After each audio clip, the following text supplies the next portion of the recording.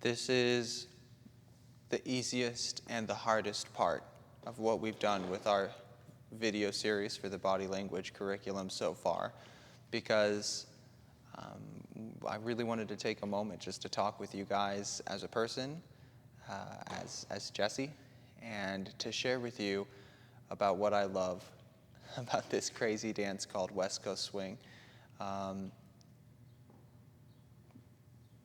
Because guys, it's absolutely phenomenal. It's something that you need to experience. There's a joy associated with being able to dance that has been with human tradition for as long as there's been a rhythm, as long as there's been a beat that we could dance to. It's such a fundamental part of enjoying our creativity as artists, as artistic creatures.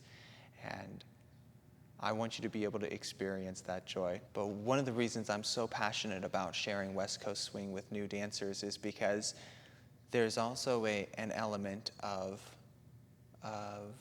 caring and consent culture and trust that goes along with this dance that helps you learn about being a better person in real life as well.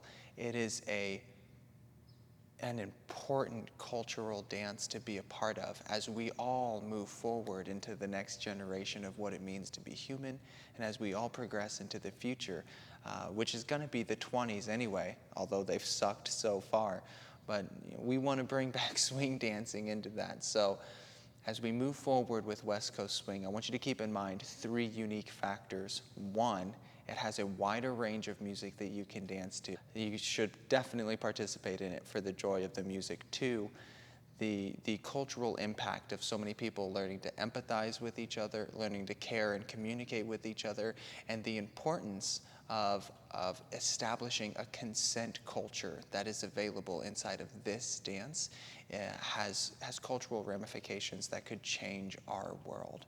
And 3, it's the only partner dance that's not based on a patriarchal hierarchy of the leader telling the follower what to do and the follower receiving that and doing it.